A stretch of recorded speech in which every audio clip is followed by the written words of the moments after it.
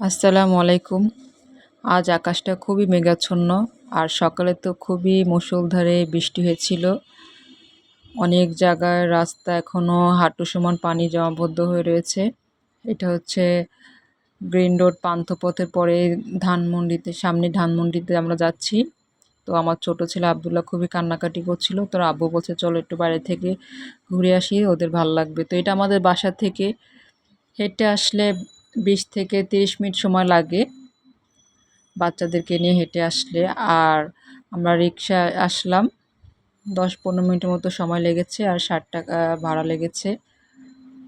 তো যে এত কান্নাকাটি করলো বাইরে আসার জন্য, সে এখন ঘুমিয়ে আছে। ওর আব্বুর কোলে রিক্সায় আসতে, আসতে ঘুমিয়ে পড়েছে। তো আজ আমরা আসলাম ধানমন্ডি লেকের পাশে এটা অবস্থিত, শহীদ শেখ রাসেল শিশু পার্ক। এটা বেশি দিন হয়নি, হয়েছে ২-৩ বছর হবে এরকম। তো এটা অনেকেই চিনে না। ধানমন্ডি লেক পার্ক বললে রিক্সাওয়ালাকে এখানে নিয়ে আসবে। তো পাশেই শহীদ শেখ রাসেল শিশু পার্কটি অবস্থিত। তো এখানে টিকিট কেটে তারপরে ভিতরে ঢুকতে হয়। যদি এখানে টিকিট মূল্য ততটা বেশি নয়, ৳২০ করে। তো আমরা এখন ভিতরে যাচ্ছি। তো আব্দুল্লাহ এখনো ঘুমিয়ে আছে, এখনো ঘুম ভাঙেনি ওর। এখানে কয়েকবারই আসা হয়েছে, তো যতবারই আসি সালমান ফার্সি ততবারই আসতে চায়। ও এসে খুবই মজা পায় এখানে। খোলামেলা, আসলে ঢাকা শহরের বাচ্চারা খোলামেলা জায়গা পেলে খুবই খুশি হয়। সারাদিন বাসায় ফ্ল্যাটে একা ঘরে থাকে। আর শুক্রবার দিন তো স্কুল বন্ধ থাকে, যার কারণে বোরিং হয়ে যায়। তো যার কারণে আসলে ঘুরতে নিয়ে আসার। পাশেও রয়েছে একটা ফুটবল খেলার মাঠ। এখানে উন্মুক্তই, এখানে আশেপাশে এলাকায় যারা থাকে তারা এসে এখানে ফুটবল খেলে। যখনই আমরা এখানে এসেছি তখনই দেখেছি এখানে ফুটবল খেলছে। তো এখানে আশেপাশে গাছপালা সবুজ, অনেক ধরনের রাইড রয়েছে। তো প্রতিটি রাইডে উঠতেই ৳৫০ করে লাগে। সালমান ফার্সি তো খুবই খুশি। আব্দুল্লাহর ঘুম এখনো ভাঙেনি। তো ওর আব্বু বলছে, এখন আমি ওকে নিয়ে একটু বসে থাকি। আর আমাকে বলছে সালমান ফার্সিকে নিয়ে একটু ঘুরে আসার জন্য, সামনে হেঁটে আসতে। ওর তো এখনো ঘুম পরিপূর্ণ হয়নি। ও উঠেও মজা পাবে না, কান্নাকাটি করতে থাকবে। বাচ্চারা আসলে এরকমই। সামনে এখানে বাচ্চাদের একটা খেলনার শপ রয়েছে, পাশে খাবার দোকান আছে। তো সালমান ফার্সি ওকে বলছে, "আসো সামনে, তুমি যে ঘুরে আসো।" তো আমি সালমান ফার্সিকে নিয়ে এখন সামনে যাচ্ছিলাম। তো এখানে কিছু দূর পরপরই বসার জায়গা করে রাখা হয়েছে, টুলের মতো করে বসার স্থান দেওয়া হয়েছে। জিরাফ মূর্তি, সিংহের মূর্তি, হরিণ, বিভিন্ন ধরনের জীবজন্তুর মূর্তি করে রাখা হয়েছে বাচ্চাদের জন্য। এখানে বাচ্চারা এসে বসে, ছবি তোলে। এটা হচ্ছে ময়লার ডাস্টবিন। এখানে কাঠ দিয়ে ময়লার ডাস্টবিন করে বানানো হয়েছে। তো এখানে যখন এর আগে এসেছিলাম, এখানে ২ টা দোলনা ছিল। দোলনাগুলো ভেঙে গিয়েছে, এগুলা উপরে উঠিয়ে রাখা হয়েছে। এখানে হচ্ছে নাগরদোলার মতো করে রাইড বানিয়ে রাখা হয়েছে। তো এই দোলনাগুলো যখন ছিল, এটা আসলে আনলিমিটেড ফ্রি ছিল, তো যার কারণে এটা যে কেউ সবসময় উঠতই, ছোট বড়।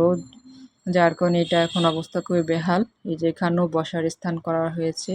তো আমরা এসেছি যেই টাইমে, এই টাইমের আগেরবার যখন এসেছিলাম খুবই ভিড় ছিল। কিন্তু আজ তো অনেক বৃষ্টি হয়েছিল সকালে, যার কারণে অনেক এলাকা জলাবদ্ধ হয়ে আছে। এর কারণে হয়তোবা অনেকে এখনো আসেনি। আর সন্ধ্যা হতে, হতে এসেও পড়ে। সন্ধ্যা হতে তো অনেক ভিড় হয়ে যায়। মানে এতদিনের তুলনায় আজকে একটু ভিড় কমই। এখানে পানি দিয়ে একটা সুইমিং পুলের মতো করা হয়েছে ছোটখাটো করে। বাচ্চারা এখানে এসে রাইড নৌকার মতো করে এখানে এসে ঘুরতে পারে। তো এই রাইডটাও ৳৫০ করে। তো সালমান ফার্সি রাইডে যখন উঠে, আব্দুল্লাহ তো দেখে ও ওঠার জন্য ব্যস্ত হয়ে যায়। তো ও কীভাবে ওর আমি যেখানে দায়িত্বে আছে, সে তো একটার মধ্যে ২ জনকে উঠতে দেবে না। উনি বলছে এটা রিস্ক হয়ে যাবে। তারপরও তো ওঠার জন্য একা একাই উঠে যাচ্ছে, ওর ভাইয়ের কাছে যাবে, আমরা যেতে দিচ্ছি না। তারপরে ওনাকে বলে আমি কিছুক্ষণ পর ওনাকে যখন বলি, রিকোয়েস্ট করি, তারপরে উনি ওকে উঠতে দিচ্ছিল। আমি হাতে ধরে রেখেছিলাম, জাস্ট কিছুটা দূর দূর স্পিড বোট করে রাখা হয়েছে। নৌকাটাকে আমি হাতে ধরে রেখেছি আর ও বসেছিল 1 মিনিটের মতো আর কি, তারপর নামিয়ে দিয়েছে। সালমান ফার্সি এইখানে তো এর আগে উঠেছিল, কিন্তু এখানে আজকে বৃষ্টির কারণে পানি জমছে, এখানে একটু ঢালু। এখানে নামাজের স্থান বানানো হয়েছে, এটা এর আগের বার যখন এসেছি তখন দেখিনি, এটা দেখে ভালো লাগলো। নামাজের স্থান করা হয়েছে, পাশে সিসিটিভি ক্যামেরা কন্ট্রোল রুম রয়েছে, সম্পূর্ণ এরিয়াটি সিসিটিভি ক্যামেরা দ্বারা নিয়ন্ত্রিত। এইটায় উঠতে কোনো টাকা লাগে না, এই রাইডে উঠতে। এটা বাচ্চারা যে যার খুশি ইচ্ছা মতো এখানে এসে এই রাইডে উঠতে পারে। তো সালমান ফার্সি যখনই আসে এইখানে উঠবে, উঠে কতক্ষণ এখানে খেলাধুলা করবে। সব বাচ্চারা আসলে এখানে এসে খুব মজা পায়। তো সালমান ফার্সি তার মনের ইচ্ছা খুশি মতো এখানে দৌড়াদৌড়ি করছে, লাফালাফি করছে। আসলে ওদের জন্যই আসা, ওরা দৌড়াদৌড়ি লাফালাফি করবে, মজা করবে, এটার জন্যই তো এখানে আসা। এইখানে একটা পাখি রাখা হয়েছে, ময়না পাখি হয়তোবা। বিভিন্ন ধরনের রাইড নতুন করে বানানো হয়েছে। তো সালমান ফার্সি এখন এখানে একটা টঙের মতো করে ঘর বানানো হয়েছে গাছের, একটা বড় গাছের সাথে। ও এখানে উঠতেছে, মনে হচ্ছে যেন মাউন্টেন এভারেস্টে উঠছে।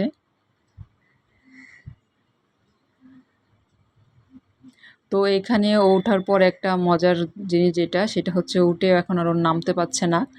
ওকে আমি বলছি, বাবা আমি আসি, ও বলে আমাকে আসতেও নিষেধ করছে, ও একা একা নামবে, আবার ভয়ও পাচ্ছে।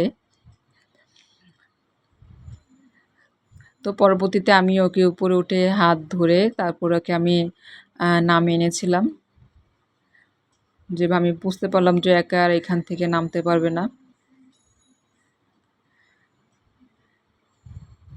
তো এখানে এই যে এটা হচ্ছে সিসিটিভি ক্যামেরা কন্ট্রোল রুম।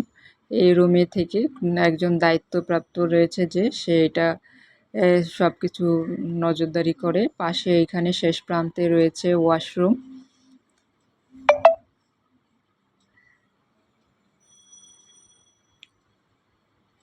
তো এখানে পাশেই দেখা যাচ্ছে ধানমন্ডি যে লেক, এর লেকেও আমরা এসেছিলাম। তো সকাল 10টা থেকে রাত 8টা পর্যন্ত প্রতিদিনই এই পার্কটি খোলা থাকে। আর আবদুল্লাহ সালমান ফার্সির আব্বু এখনও শুয়ে আছে, তারা খুবই টায়ার্ড। সালমান ফার্সি এখানে শুয়েছিল, এসে আমি যখন ওকে বললাম যে এখানে রাসেল সাপটার কথা, ও তো লাফ দিয়ে উঠে পড়ছে। এটা হচ্ছে পার্কের রাত্রের দৃশ্য। লাইটিং, সব জায়গায় লাইটিং করে সাজানো হয়েছে। তো আমাদের আজকের মতো এখানে ঘোরা শেষ হয়ে গেল। আল্লাহ হাফেজ।